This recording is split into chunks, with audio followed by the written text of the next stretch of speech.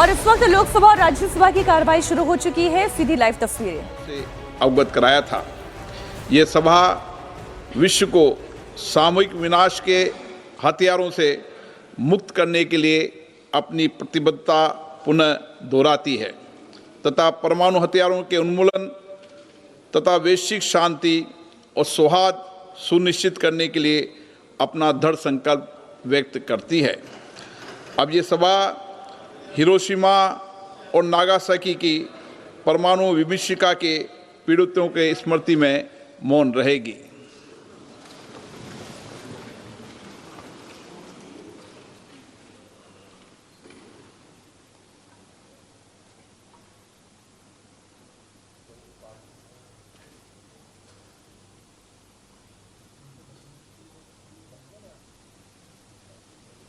ओम शांति। माननीय सदस्यगण, मैं आपसे पुनः आग्रह करता हूं कि देश संसद को चर्चा संवाद के रूप में देखना चाहता है।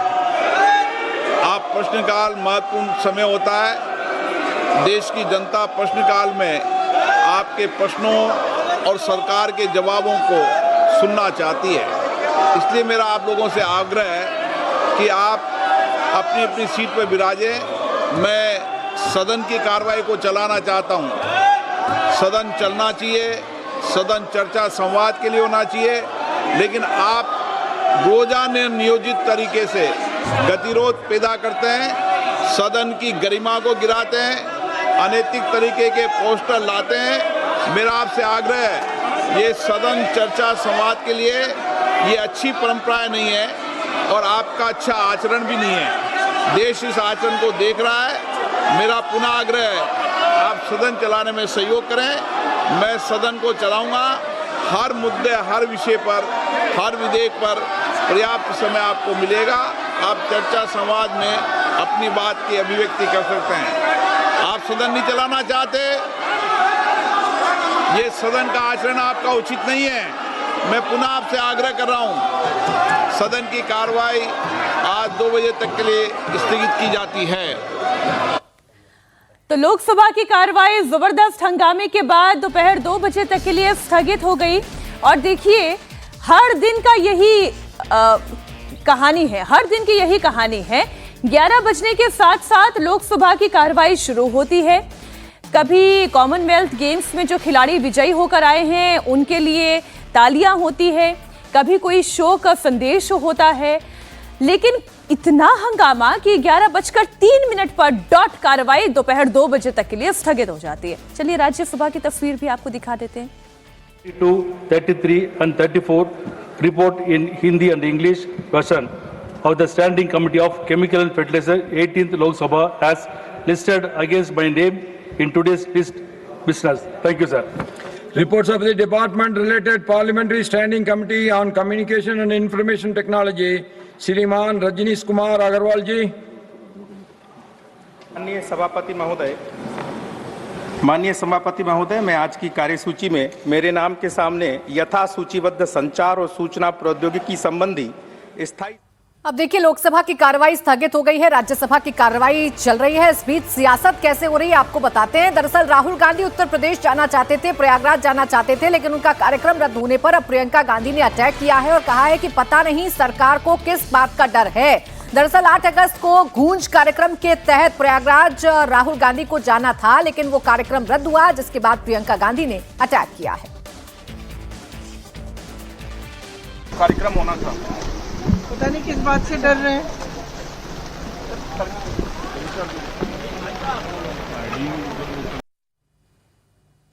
इधर पवन खेड़ा ने सरकार पर जोरदार अटैक किया है। राहुल गांधी से संसद में और बाहर भी डरते हैं। राहुल गांधी के सामने संसद में भी नहीं आते और जहां छात्रों की गूंज है वहां हर बार कोई ना कोई प्रॉब्लम खड़ी की जाती है। क्या कहा कांग्रेस सांसद पवन खेड़ा ने, आपको सुनाते हैं। ये लोग डरते हैं राहुल गांधी से, ये आपको सामने दिख रहा है। संसद में भी डरते हैं और बाहर भी डरते हैं। डरने दीजिए, हम भी डराते रहेंगे। देहरादून के बाद प्रयागराज के कार्यक्रम को लेकर वही तो बात कर रहा हूं कि डरते हैं, वो डरते हैं राहुल गांधी से। संसद में भी नहीं आते राहुल गांधी के सामने, और जहां राहुल गांधी छात्रों की गूंज करने जाते हैं वहां हर बार प्रॉब्लम करने की कोशिश करते हैं। करते रहे, ये छात्रों की शक्ति है, ये राहुल गांधी की शक्ति है, ये विपक्ष की शक्ति है। इसके आगे इनका डर कामयाब नहीं होगा। हम अपना काम करते रहेंगे, ये कार्यक्रम होके रहेगा।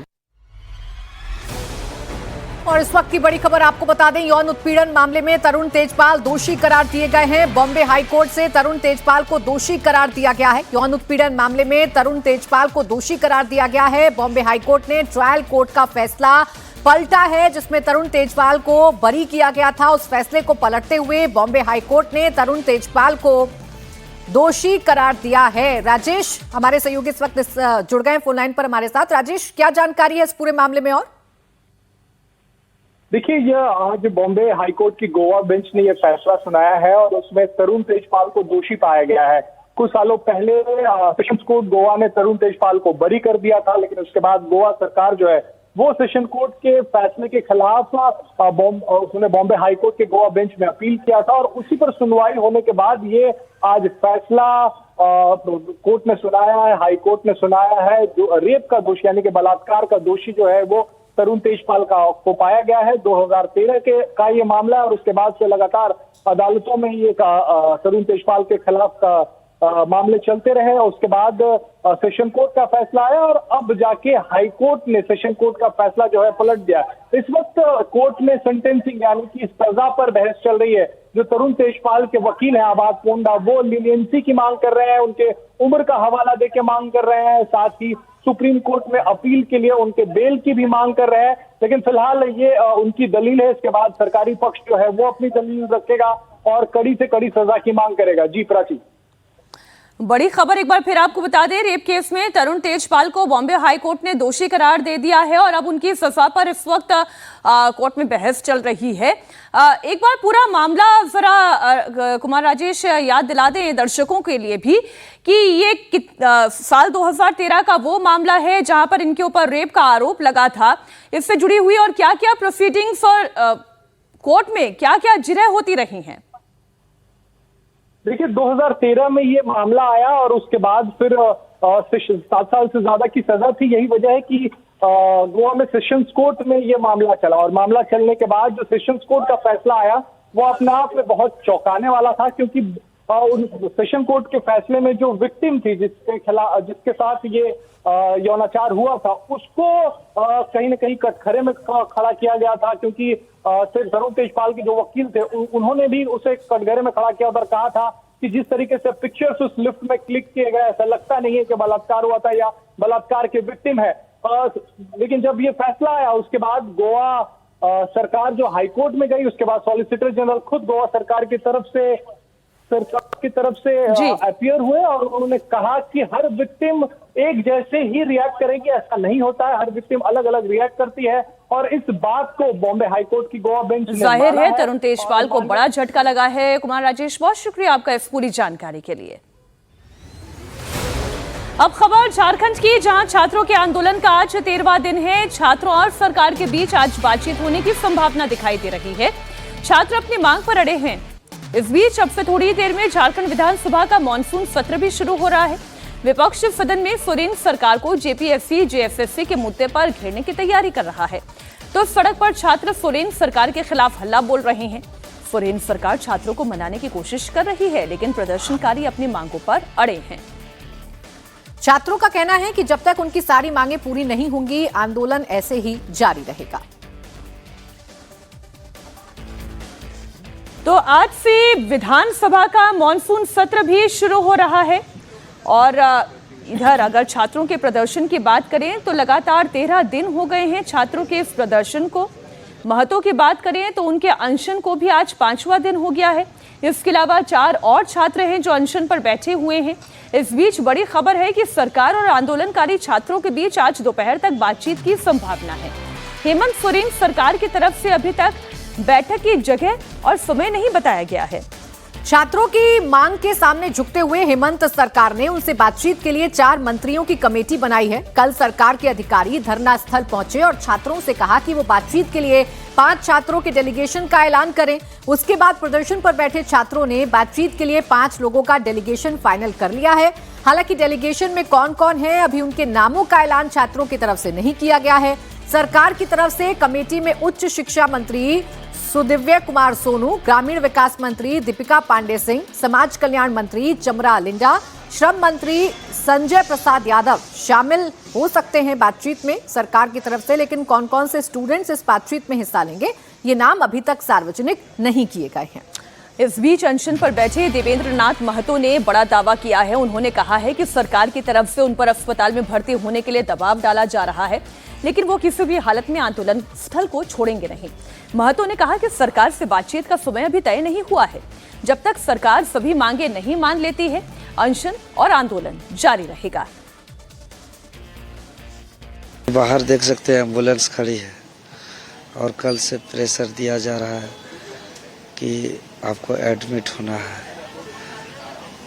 आपका शुगर लेवल और बीपी लेवल लो है और ज़्यादा लो होने पर जान की भी खतरा हो सकती है, फिर हम लोग संभाल नहीं पाएंगे। इसीलिए आपको एडमिट करेंगे और 2 दिन में फिर जब सब कुछ बैलेंस हो जाएगा इलाज के दौरान तो फिर वापस लाएंगे। तो मैंने कई ऐसे अनशनकारियों को देखा है कि इलाज के नाम से हॉस्पिटल ले जाते हैं और कई दिनों तक हॉस्पिटल में ही रखते हैं और आंदोलन स्थल से दूर रखते हैं। ये सरकार की एक साजिश होती है। इसीलिए मैंने स्पष्ट कर दिया है कि मैं किसी भी परिस्थिति में आंदोलन स्थल छोड़ करके इलाज करने नहीं जाऊंगा, चाहे क्यों न मेरा ये सफ़ेद चादर कफन में न बदल जाए, मंजूर है मुझे।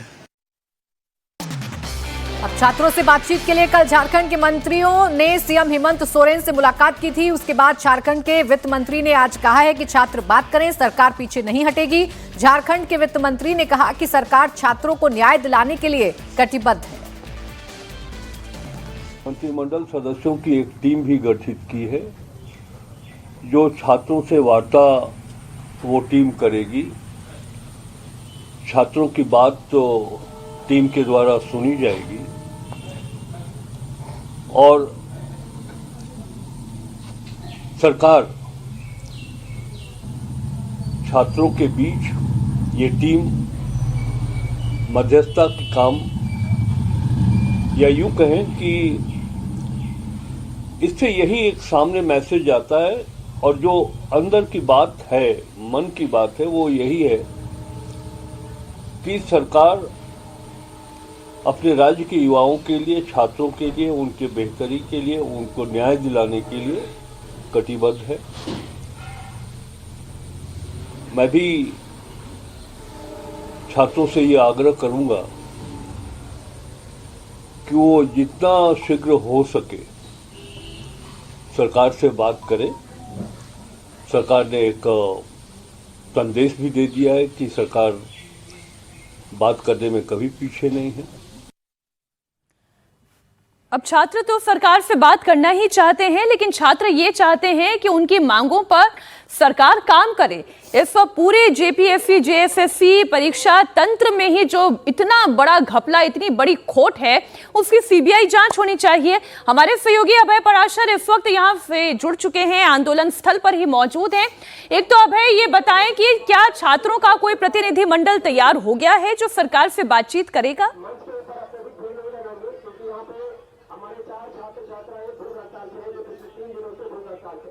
देखिए मीनाक्षी, प्रतिनिधि मंडल जो है 5 लोगों का डेलीगेशन स्टूडेंट्स की तरफ से तैयार कर दिया गया है।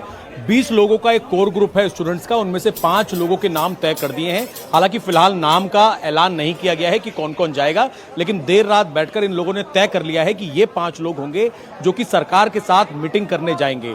अब इन लोगों ने जो यहाँ पे कल सरकार की तरफ से जो नेतृत्व पहुंचा था, एसडीओ और एडीएम, उनको ये जानकारी दे दी है कि हम तैयार हैं, अब सरकार का इंतजार है कि सरकार लोकेशन और समय बताए, क्योंकि आज विधानसभा का सत्र भी शुरू हो रहा है। उस शुरुआत के बाद सरकार की तरफ से जैसे ही जानकारी दी जाएगी 5 लोगों का डेलीगेशन सरकार से मिलने जाएगा। लेकिन इनकी मांगे बिल्कुल स्पष्ट है कि अगर सारी मांगे नहीं मानी जाएंगी, खास तौर पर अगर सीबीआई जांच शुरू नहीं होगी, जितने भी जो ये एग्जाम है जेपीएससी का वो रद्द नहीं किया जाएगा, टीडीपीएल ने जितने एग्जाम करवाए हैं वो जब तक रद्द नहीं होंगे ये लोग नहीं हटेंगे, सारी मांगे मानी जाए। हमारे साथ वही छात्र सब मौजूद हैं जो कि ये लगातार प्रदर्शन कर रहे हैं और आज 13वां दिन है। 4 छात्र भूख हड़ताल पर भी बैठे हुए हैं। क्या नाम है आपका? ब्रज किशोर। ये बताइए कि आज आप लोगों का 5 लोगों का डेलीगेशन सरकार से मिलने जा रहा है, डेलीगेशन तैयार हो गया है और क्या उम्मीद है कि आज बातचीत बन जाएगी, सरकार आपकी बातें मानेगी? जी हाँ, आज हम अपनी बातें को बहुत ही मुखरता रूप से रखने का प्रयास करेंगे। ये पहली बार है सरकार मिलने का प्रयास किया हम लोग से, उसके प्रति सरकार के प्रति आभार हम लोग व्यक्त करते हैं। हम आज डेलीगेशन जाएगी, अपनी मांग रखेगी। यदि आज बात मान ली जाती है हमारी जो प्रमुख मांगे, तो हम लोग धरना आज खत्म कर देंगे। यदि जो भी मुद्दे हैं सभी एग्जाम रद्द होने का नोटिफिकेशन जारी हो जाएगा, हम लोग उठ के चले जाएंगे। यदि हम लोग की मांग पूरी नहीं होती है तो ये प्रोटेस्ट जारी रहेगा। 10 अगस्त को हम लोग विधानसभा की ओर कूच करेंगे। अगर आज सरकार मांगे पूरी नहीं मानती है तो आप विधानसभा का 10 तारीख को घेराव? 10 अगस्त को हम लोग विधानसभा की ओर कुछ करेंगे।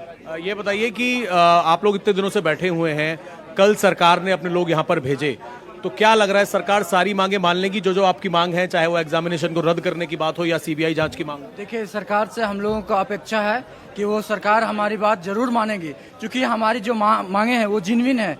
चाहे कोई भी पार्टी का समर्थन आया हो, जेएमएम, कांग्रेस, चाहे बीजेपी, आजसू, जेएलके, जितनी भी पार्टियां, सारी हमारी मांगे को जेन्युइन बता रही है। तो मुझे मतलब अपेक्षा है कि सरकार हमारी मांग को जरूर मांगेगी। बिल्कुल मांग को मानेगी। मीनाक्षी, तस्वीरें भी दिखा दूं, अभय तिवारी का पोस्टर बैनर यहाँ पर लगा हुआ है और सवाल ये खड़ा कर रहे हैं कि अभय तिवारी ने इतने सारे एग्जाम कैसे पास कर लिए। टीडीपीएल के अंदर वो मार्केटिंग मैनेजर था और वो जिस एग्जाम को उसने क्रॉस किया है उनको भी रद्द किया जाए जो उसने एग्जाम पास किए हैं। क्या नाम है, क्या मांग है?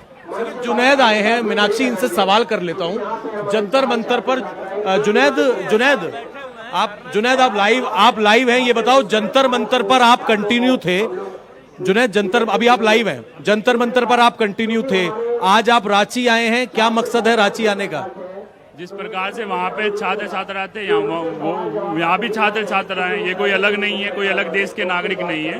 अगर वहाँ पर छात्राओं के साथ अहित हुआ था, उनके साथ अन्याय हुआ था, इसी प्रकार अन्याय यहाँ पर हो रहा है।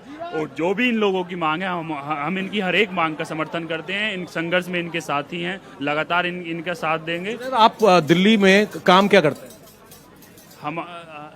हम जो वहाँ पर जो हम गए थे जंतर मंतर पर, वो सिर्फ सम्मिलित होने के लिए गए थे। और उसके जुनैद, ये बताओ ना, आप आज 13वें दिन आए हैं। जुनैद, 13वें दिन आए हैं, देर नहीं होगी बहुत ज्यादा? हाँ, नहीं आएंगे और लोग भी आएंगे। कौन कौन आएगा? सारे टीम, कॉकरोच पार्टी, सब मिलजुल कर संघर्ष में। अब याद आ रहा है 13 दिन? अरे सब जो लोग हमारे बंद है, हम उनके लिए वहाँ पर लड़ रहे थे। 13 दिन बाद आपको रांची के छात्रों की याद आई? अभी तक हम वहाँ पर भी संघर्ष कर रहे थे। जो हमारे लोग अंदर थे, जो बच्चे हमारे। कौन अंदर है? सरकार तो कह रही है, दिल्ली पुलिस कह रही है कोई डिटेन नहीं। जो बच्चे हमारे घर नहीं जा पा रहे थे, हम उनका इंतजाम करने में लगे पड़े थे। और आपको बाइट मिल गई होगी, आपको बाइट मिल गई होगी, हम उसी में लग के और आज हम यहाँ पर आए। मुझे नहीं लगता, आपको नहीं लगता कि बहुत लेट आए हैं? इतने दिनों से लोग बैठे हुए हैं। सर, हम लोग संवैधानिक तरीके से लड़ने वाले छात्र हैं सर, संविधान के दायरे में रहने वाले छात्र हैं सर। और हम लोग किसी पॉलिटिकल एजेंडे के लिए लड़ाई नहीं लड़ रहे सर, हम लोग कोई राजनीतिकरण नहीं है सर। तो सर, हम लोग जेन्युइन तरीके से सरकार से हम एक अपील करना चाहते हैं सर, प्लीज। ठीक, अभय, हमें इतनी बात तो समझ में आ रही है कि इन छात्रों के लिए प्रायोरिटी सिर्फ ये है कि छात्रों की मांग पूरी होनी चाहिए, कोई राजनीतिक एजेंडा नहीं है। बड़ी साफ सी बात है, जेपीएससी और जेएफएससी परीक्षा में जो घोटाला हुआ है, पूरा परीक्षा तंत्र करप्ट है, नौकरियां बेची गई हैं, इसलिए परीक्षा को निरस्त किया जाए और सीबीआई जांच कराई जाए, पुनः परीक्षा कराई जाए। बहुत शुक्रिया अभय आपका इस पूरी जानकारी के लिए। वहीं पश्चिम बंगाल में लाउडस्पीकर से ध्वनि प्रदूषण को लेकर प्रशासन एक्शन मोड में है। 2 दिन के अंदर 1500 स्पॉट से लाउडस्पीकर हटाए गए हैं। 1200 से ज्यादा मस्जिदों पर एक्शन हुआ है, जिसको लेकर अब मुस्लिम संगठन भड़क गए हैं। मस्जिद कमेटी और मुस्लिम संगठनों ने इस कार्रवाई को गलत बताते हुए कोर्ट जाने तक की बात कही है। आरोप लगाया है कि बिना किसी लिखित आदेश के पुलिस मस्जिदों में पहुंच रही है, लाउडस्पीकर हटवाया जा रहा है, मस्जिद से जुड़े लोगों को परेशान किया जा रहा है। पुलिस के निर्देश पर कई मस्जिदों से खुद अवैध तरीकों से लगे लाउडस्पीकर हटा लिए गए हैं। पुलिस ने क्लियर किया है कि इस अभियान का उद्देश्य किसी भी धर्म विशेष को लेकर नहीं है, बल्कि ध्वनि प्रदूषण नियंत्रण नियमों का पालन सुनिश्चित कराना है। आने वाले दिनों में ऐसी और भी कार्रवाइयां होंगी और जहां जहां नियमों का उल्लंघन किया जा रहा है वहां पर कार्रवाई की जाएगी। पश्चिम बंगाल में पुलिस के लाउडस्पीकर अभियान के खिलाफ कई मस्जिद कमेटियों ने सवाल उठाए हैं और सबसे पहले आरोप लगाया है कि पुलिस मौखिक तौर पर आकर कार्रवाई कर रही है, कोई नोटिस या लिखित आदेश नहीं दिया जा रहा है। ऐसे में मस्जिद कमेटी के लोगों में भ्रम और दुविधा बनी हुई है। सरकार से भी अपील करते हैं और पुलिस डिपार्टमेंट से भी कहते हैं कि आप इस चीज़ को देख लीजिए, समझ लीजिए और सिस्टम के हिसाब से सबको अमल करना चाहिए। सिस्टम के खिलाफ कोई नहीं जाए और बगैर नोटिस के माइक हटाना या जिस तरह हमारे पास खबरें आ रही है कि मस्जिद के इमामों को या ज़िम्मेदारों को बुला करके उनको एक तरह से थ्रेट करना या चमकाना, ये मुनासिब नहीं है। आप कानूनी तौर पर अगर कोई नया नोटिफिकेशन गवर्नमेंट का आया है तो तमाम मस्जिदों कमेटी के नाम से नोटिफिकेशन जारी कीजिए और नहीं तो जो सुप्रीम कोर्ट का सिस्टम है, पोल्यूशन कंट्रोल बोर्ड का जो ऑर्डर है, उसके हिसाब से सबको काम करना चाहिए। बंगाल में अब तक 1500 धार्मिक स्थलों से लाउडस्पीकर हटाया गया है, जिसमें 1279 मस्जिद हैं। वहीं करीब 200 मंदिर हैं जहां लाउडस्पीकर की आवाज को डाउन किया गया है। सरकार ने क्लियर किया है कि ध्वनि प्रदूषण पर कंट्रोल करने के लिए यह अभियान चलाया गया है। कैबिनेट मंत्री दिलीप घोष ने कहा कि कोई मंदिर मस्जिद नहीं देखा जा रहा, जहां नियम उल्लंघन हो रहा है वहां पर कार्रवाई की जा रही है। वहीं इस मुद्दे पर भांगड़ से विधायक और इंडियन सेकुलर फ्रंट के नेता नौशाद सिद्दीकी ने पुलिस की कार्रवाई का विरोध किया है और बंगाल के डीजीपी को इस मामले में लेटर लिखा है। कार्रवाई की पूरी प्रक्रिया बताने की मांग की है। कोर्ट तक जाने की चेतावनी दी गई है। আমি জানি না কে করাচ্ছে, কেন করছে। সরকারের নির্দেশিকা সেটা সবাইকে মানতে হবে। যদি কেউ জোর করে খোলায় সেটা কথা বলা উচিত, ঠিক নয়। আর সব জায়গায় মাইক লাগানোর অনুমতিও নাই। মন্দিরে মসজিদে সব জায়গায় মাইক লাগাতে কে বলেছে? যখন এই ধর্মের কাজ শুরু হয়েছে, ভগবান এসছেন, প্রফেটরা এসেছেন, তখন থোড়াই না মাইক ছিল। তো সেই জন্য অন্যের ডিস্টার্ব না হয়, সেজন্য সাউন্ড কন্ট্রোলে থাকা উচিত। এটা সরকার বলেছে, সেটাই সবার মানা উচিত। उत्तर प्रदेश में क्राइम के खिलाफ एक्शन जारी है। उत्तर प्रदेश के शामली में 1 लाख का इनामी बदमाश मारा गया है। यूपी के चर्चित कैराना हिंदू पलायन के आरोपी मोहम्मद फुरकान को पुलिस ने ढेर कर दिया। साल 2014 से फुरकान मुकीम काला गैंग के लिए काम कर रहा था और इस गैंग ने कैराना में कहर बरपाया था। 10 दिन के अंदर अंदर रंगदारी केस में 3 व्यापारियों की हत्या की थी, जिसके बाद कैराना से पलायन शुरू हुआ। हिंदुओं के घर बिक्री का बोर्ड लग गया। अब उस मामले के सबसे कुख्यात बदमाश का योगी की पुलिस ने काम तमाम कर दिया है। ये मुठभेड़ जिला मुख्यालय से करीब 16 किलोमीटर दूर झिंझाना गांव रंगाना में हुई। बदमाश फुरकान अपने साथी के साथ दिखा। पुलिस ने घेराबंदी कर जैसे ही रुकने के लिए कहा और बिना सोचे समझे फुरकान और उसके साथी ने फायरिंग शुरू कर दी। कार्बाइन और पिस्टल से कई राउंड गोलियां चलाई गई, जिसके बाद पुलिस ने जवाबी कार्रवाई की और गोली लगने से फुरकान घायल हो गया। फौरन उसे अस्पताल ले जाया गया, जहां पर डॉक्टर्स ने उसे मृत घोषित कर दिया। मुठभेड़ में एक सिपाही के पेट में गोली लगी है, वहीं 2 पुलिस अधिकारियों के बुलेट प्रूफ जैकेट में गोलियां धंसी हैं और बाल बाल जान बची है। 2014 में मोहम्मद फुरकान मुकीम काला गैंग से जुड़ा था। फुरकान और मुकीम काला ने मिलकर कैराना में कहर बरपाया था। 10 दिन के अंदर रंगदारी को लेकर 3 कारोबारियों को मार दिया था और फिर शुरू हुआ कैराना से हिंदुओं के पलायन का सिलसिला। सीएम योगी ने सत्ता में आने के बाद कैराना का दौरा किया था, पीड़ित परिवारों से मुलाकात की थी और इस पूरे मामले में न्याय दिलाने का भरोसा दिया था। फुरकान पर 1 लाख का इनाम घोषित किया गया था। मर्डर केस में वो फरार था। लंबे समय से पुलिस को उसकी तलाश थी और अब सूचना के आधार पर जाल बिछाकर पुलिस ने बदमाश को जहन्नुम पहुंचा दिया है।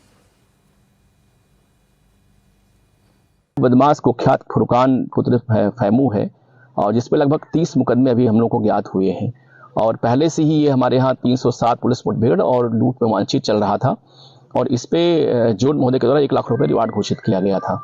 आपको स्पष्ट कर दूं कि ये कन्विक्टेड अपराधी है, 10 साल की सजा हो चुकी पहले से इसको, और ये 2014 में आपको ज्ञात ही होगा कि ये जो मुकीम काला गैंग था, फुरकान गैंग था, इन लोगों ने कैराना में कहर बरपा दिया था। इसमें 10 दिन के अंदर लोगों ने 3 व्यापारी की हत्या की रंगदारी मांगने के चक्कर में, और उसी के बाद कैराना से पलायन आरंभ हुआ था। इस मामले को बहुत ही जोर से उठाया गया था और इसके पश्चात माननीय मुख्यमंत्री महोदय जब सत्ता में आए तो उनको यहाँ आना पड़ा था। वो परिवार में गए भी थे और इसके बाद पलायन यहाँ रुका था। एक बड़ा अपराधी हमारे जनपद में रुका बचा हुआ था ये। इसके पास से मौके पर एक कार्बाइन बरामद हुई है और एक पिस्टल 9 mm की है, करीब 20-22 जिंदा कारतूस है, करीब 15 खोखा कारतूस इसके पास से हैं। एक बाइक बरामद हुई है।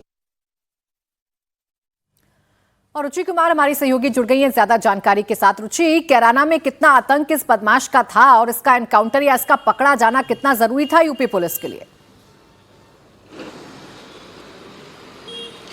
बिल्कुल, आपने देखा कि किस तरह से इतने लंबे समय से ये खुला घूम रहा था और पुलिस पकड़ने की कोशिश कर रही थी, लेकिन पुलिस के हाथ नहीं आ रहा था। और इतना बड़ा अपराधी जब जाहिर है कि अगर बाहर होगा, पुलिस की गिरफ्त से दूर होगा, तो अपराध लगातार करता जा रहा था। तो अब यूपी पुलिस 2017 से जब से यूपी में योगी सरकार बनी है, करीब 17,500 इनकाउंटर्स यूपी में हो चुके हैं और 301 के आसपास अपराधी इनकाउंटर्स में मारे जा चुके हैं।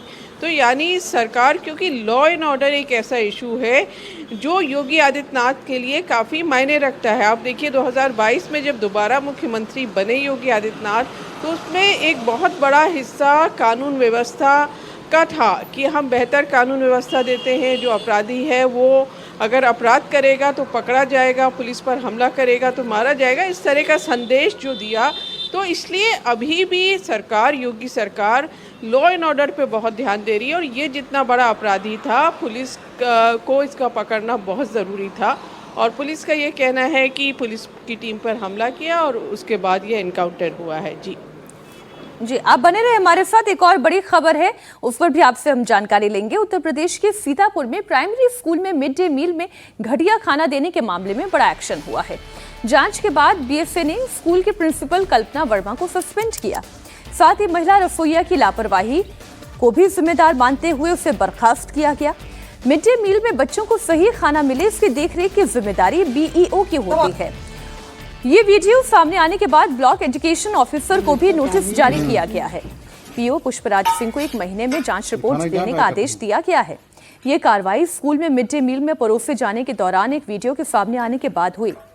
इतना घटिया खाना बच्चों को दिया जा रहा है, खाने में सब्जी की जगह पानी परोसा जा रहा है, बच्चों को रोटियां फेंक कर दी जाती हैं, खाने की क्वालिटी खराब नहीं बहुत खराब है। इस पर अब कार्रवाई की गई है। जरा थाली देखिए, ये खाना बच्चों को दिया जा रहा है, 4 आलू के टुकड़े और पानी। ये तो निश्चित पानी है इसमें। ये खाना की जांच करते हैं।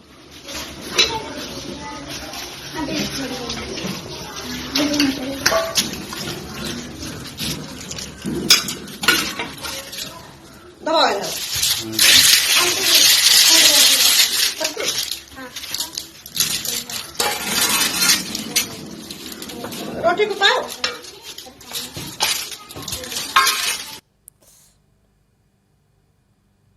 हमारे सहयोगी रुचि कुमार इस खबर पर जुड़े हुए हैं। ऐसा वाहियात तरीके से एक तो खाना दिया जा रहा है और खाने की क्वालिटी इतनी खराब है। अगर ये वीडियो नहीं बनती तो कभी सामने सच आता ही नहीं। होना तो ये चाहिए कि सरकार को पूरी एक ड्राइव चलानी चाहिए, जितने मिड डे मील चल रहे हैं, जितने स्कूलों में चल रहे हैं, उसकी पड़ताल हो।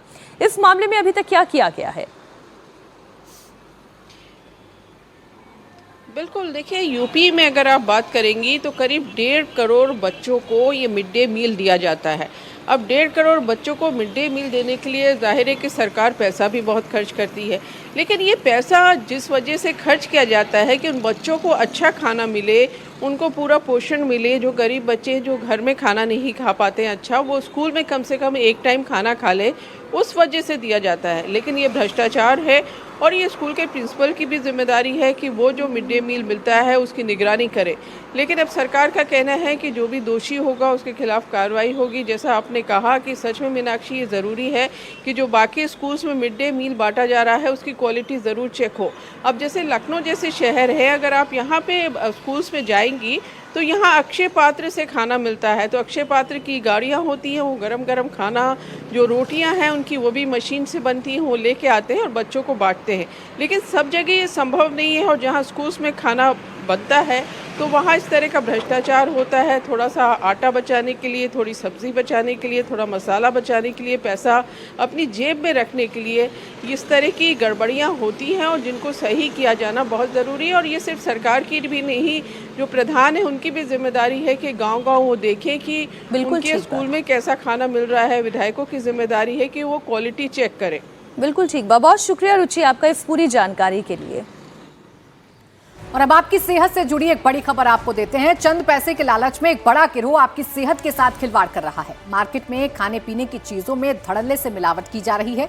चाहे घी हो या पनीर, मसाले हो या दूध, बाजार में हर कुछ मिलावटी मिल रहा है, जो आपके स्वास्थ्य के लिए काफी खतरनाक है। गुजरात में खाद्य सुरक्षा विभाग ने एक ऐसे ही गिरोह का पर्दाफाश किया है जो नकली घी बनाकर मार्केट में सप्लाई करता था।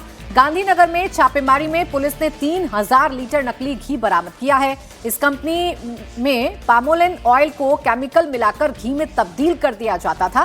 फैक्ट्री चाइनीज केमिकल भी फैक्ट्री से बरामद हुआ है, जिसको मिलाते ही पामोलिन ऑयल देशी घी में तब्दील हो जाता था। एफडीए डिपार्टमेंट के लोग ये देखकर हैरान रह गए हैं कि मार्केट में सप्लाई के लिए रखा नकली घी बिल्कुल असली घी जैसा था। इसमें फैट की मात्रा भी घी जैसी ही थी। गुजरात में गांधीनगर पुलिस ने नकली घी का एक बेहद ही बड़ा कारोबार जो है उसका पर्दाफाश किया है। यहाँ कलोल के पास जो छतराल जीआईडीसी है उसमें आप देख सकते हैं इस फैक्ट्री में चल रहा था पामोलिन में केमिकल मिलाकर के नकली घी बनाने का कारोबार। और यहाँ ये जो स्टॉक पड़ा हुआ है इसको अगर आप देखेंगे करीब 30,000 किलो का ये जो स्टॉक है ये यहाँ पे पड़ा हुआ है, जिसे कि पामोलिन में नकली घी केमिकल मिलाकर के नकली घी बनाया जा रहा था। ये यहाँ जो है पूरा ये यूनिट लगी हुई है जिस पे ये घी बनता था। और यहाँ आप देख सकते हैं कि इसमें जिस प्रकार के केमिकल बनाए जाते थे ये पामोलिन ऑयल है जिसके अंदर ये केमिकल मिला करके इसे दानेदार जो है एक फीचर जो है इसके अंदर ऐड किया जाता है। इसकी आरएम वैल्यू जो है उसको एनहेंस करने के लिए केमिकल मिलाए जाते हैं। और सबसे चौंकाने वाली बात जो यहाँ पे आपको देखने को मिलेगी वो ये है कि जितने भी ये बॉक्सेस पड़े हुए हैं किसी पे अगर आप देखेंगे कहीं पे भी ब्रांडिंग नहीं की हुई है। सिर्फ ये यहाँ पे एक रॉ जो है पैकिंग होती थी और इसके बाद ये 15-15 किलो के आप देखिए इस तरह के पॉलीथीन में पैक करके ये जो है आगे भेज दिया जाता था। यहाँ आप देखेंगे इससे ही आपको पता चल जाएगा पामोलिन ऑयल जो है उसके फीचर्स ऐसे होते हैं, इस तरह का दिखने में इस तरह का होता है। और जो घी है वो कभी भी जो जमेगा तो एक साथ जमेगा, इस तरह से नहीं जमता है वो। लेकिन यहाँ पे आप देख सकते हैं जो अलग अलग बायर्स हैं इनके वो इसे ले जाते थे और बाद में अपने अपने ब्रांड के नाम से इसे बेच देते थे। अभी पुलिस की टीम यहाँ पे मैं आपको दिखाता हूँ जिसने ये छापा मारा है। गांधीनगर और कलोल पुलिस की टीम जो है वो भी यहाँ पे मौजूद है जिन्होंने ये अनर्थ किया। इस कंपनी के मालिक को 2 साल पहले भी नकली घी के धंधे में पकड़ा गया था। बाद में ये शख्स जमानत पर छूट गया था। इसके बाद फिर इसी काम में लग गया। गांधीनगर से बरामद की गई इस नकली घी की सप्लाई गुजरात के अलावा पंजाब, राजस्थान, महाराष्ट्र जैसे कई राज्यों में हो रही थी। ओनर है इसका वो कड़ी में इसी तरह से आज से 2 साल पहले नकली घी बनाने के जुर्म में पकड़ा गया था और फैक्ट्री जो है उसकी सीज कर ली गई थी। उसके बाद उसने ये जो पामोलिन का बिजनेस है वो यहाँ शिफ्ट कर लिया और एक ब्रांड थी कमल नाम की, तो उसके नाम से ये अपना पामोलिन ऑयल बना करके बेचता है। ये है इसका असली धंधा। और उसकी आड़ में एक बड़ी मात्रा में हज़ारों लीटर लाखों लीटर पामोलिन मंगा करके उसमें ये केमिकल मिला करके इस तरह से नकली घी तैयार करके बेचने लगा। और इस बार इसने चालाकी ये करी कि ये जो है इसको कोई नाम नहीं दे रहा है, ना ही इसे कोई प्रोडक्ट का एक जो नॉमनक्लेचर होना चाहिए कि ये घी है, तेल है, क्या है, कोई नहीं जानता। ये बाद में जब मार्केट में जाएगा और जिस ब्रांड पे जो भी ब्रांड इसे खरीदेगी वो जब अपने नाम से बेचेगी किसी भी XYZ नाम से, तब जो है इसे देसी घी बना करके बेचा जाएगा। और आप देख सकते हैं कि देसी घी के नाम पे सिर्फ और सिर्फ केमिकल जो है वो यहाँ इस फैक्ट्री से परोसा जा रहा है, लोगों को सप्लाई किया जा रहा है। और यहाँ आप देखिए 30,000 लीटर का ये क्वांटिटी जो है वो तो अभी पकड़ा है और पुलिस अभी इनफैक्ट एसेस कर रही है पूरा कि आखिर ये जो है कितनी समय से यहाँ पे चला रहा था और ओवरऑल जो है कितना इसने माल जो है अब तक सप्लाई किया है मार्केट में और कहाँ कहाँ कौन कौन इसके बायर्स हैं उसकी भी तफ्तीश की जाएगी ताकि उनके पास जो जत्थे पड़े हैं उसे भी सीज किया जा सके। गांधीनगर में चल रही हैप्पी ऑयल इंडस्ट्री पर छापेमारी, जो नकली घी मिला है इस दौरान उसकी बाजार में कुल कीमत लगभग 1,67,00,000 रुपए है। पुलिस ने फैक्ट्री पर रेड के बाद मालिक जनक कुमार को पकड़ा है, जिसने पुलिस पूछताछ में बताया कि वो केमिकल और वेजिटेबल फैट को मिलाकर घटिया क्वालिटी का पाम ऑयल बनाता था।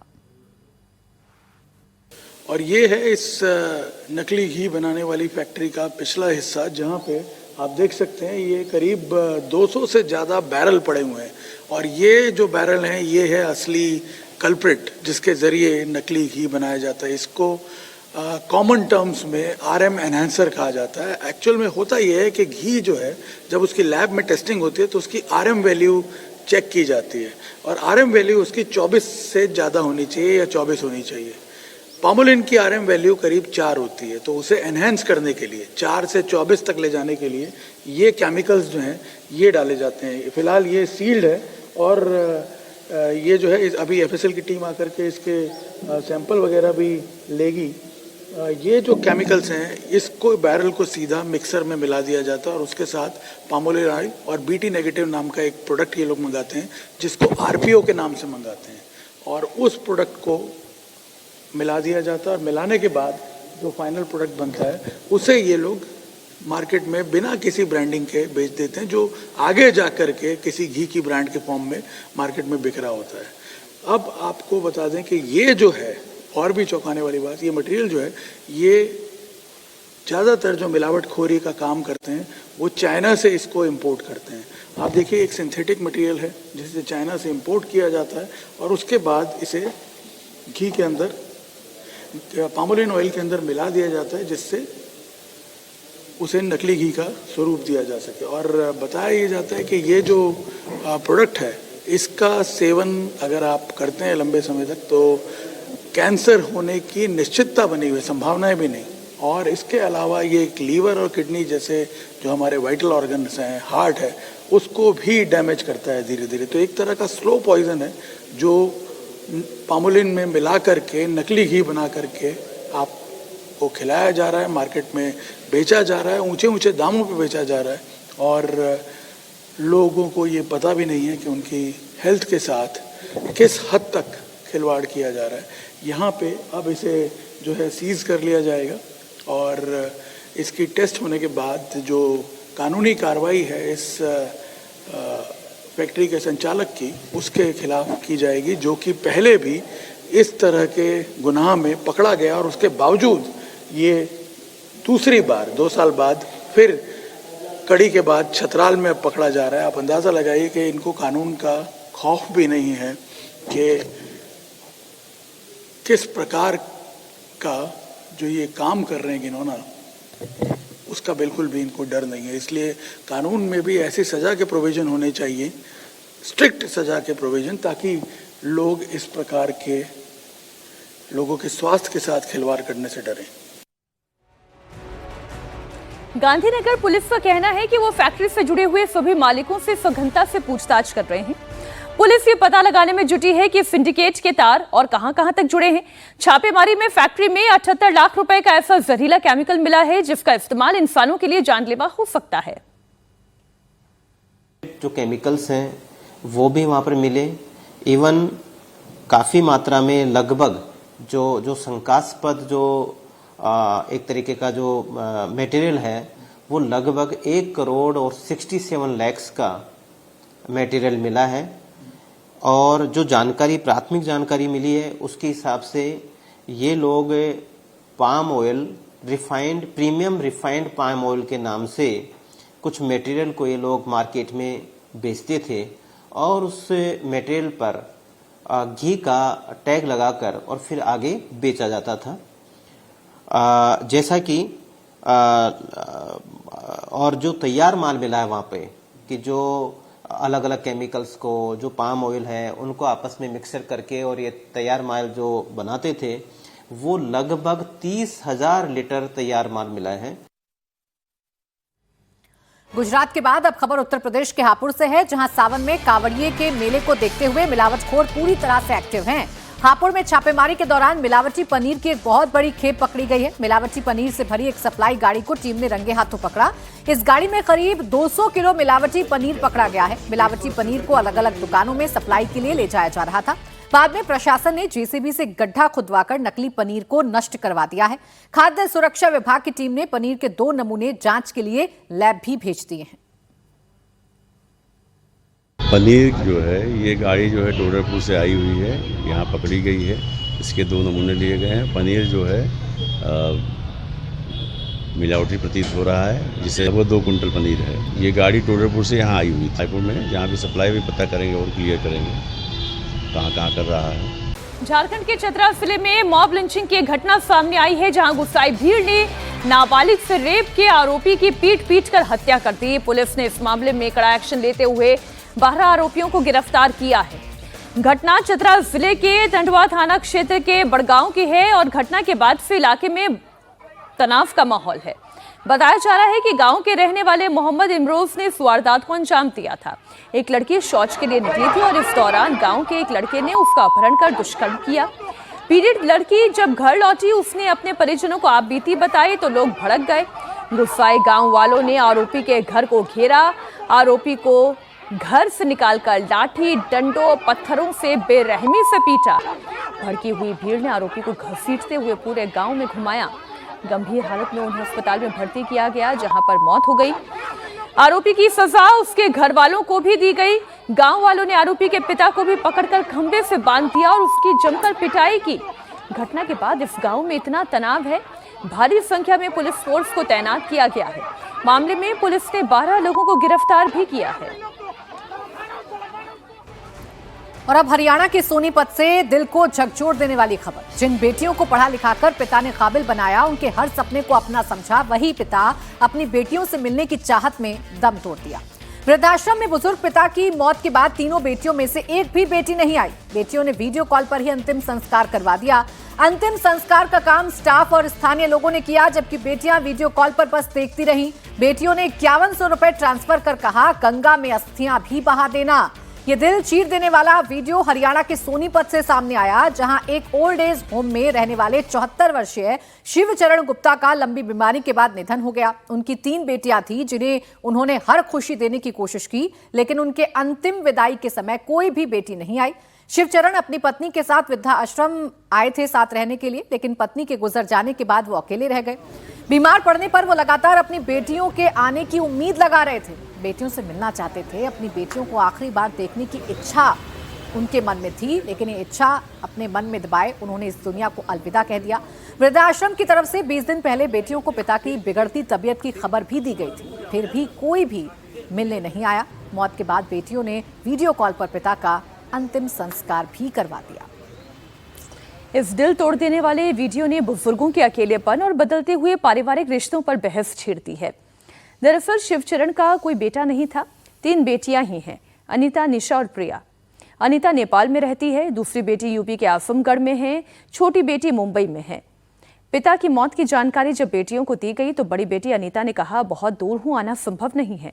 दूसरी बेटी जो आजमगढ़ में रहती है उसने भी कहा नहीं पहुंच सकती।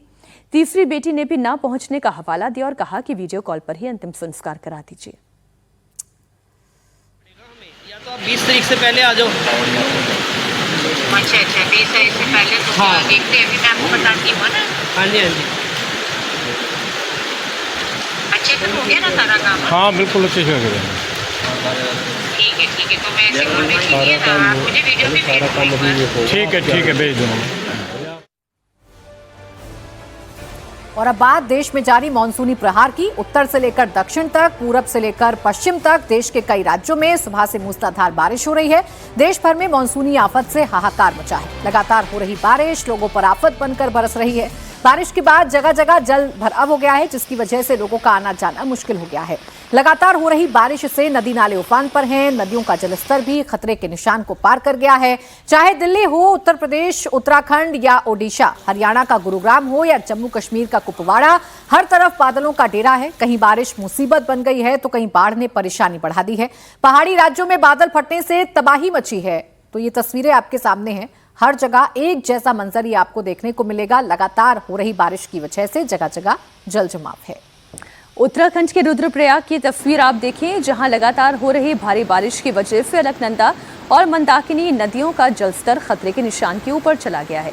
रुद्रप्रयाग जिला आपदा प्रबंधन विभाग लगातार लोगों से नदी के किनारे से दूर रहने और सुरक्षित जगहों पर जाने की अपील कर रहा है।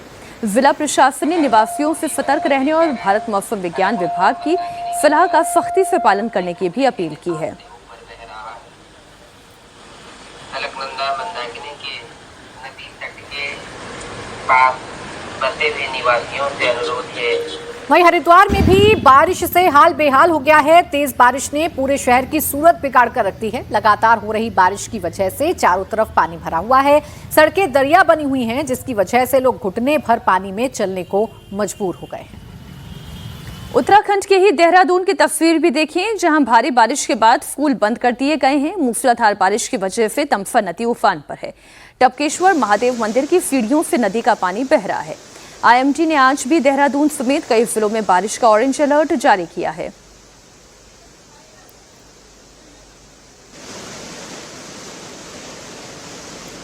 पहाड़ों पर मूसलाधार प्रहार हो रहा है तो दिल्ली में भी सुबह से झमाझम बारिश हो रही है। बारिश के बाद दिल्ली के कई इलाकों में जल जमाव की शिकायतें मिल रही हैं। गुरुग्राम के भी कई इलाके सुबह से पानी में डूबे हुए हैं। उसके बाद गुरुग्राम पुलिस ने लोगों को आज घर से काम करने की सलाह दी है। पुलिस ने कॉर्पोरेट कंपनियों के कर्मचारियों के लिए एडवाइजरी जारी की है। गुरुग्राम में सुबह 4 बजे से बारिश हो रही है। इसके बाद गुरुग्राम की सड़कें समंदर बन गई हैं, दरिया बन गई हैं। ये तस्वीर आप देखिए, गीता कॉलोनी हो, मंडी हाउस हो, केजी मार्ग हो, आईटीओ हो, आनंद पर्वत या मयूर विहार, हर जगह पानी का भराव नजर आ रहा है।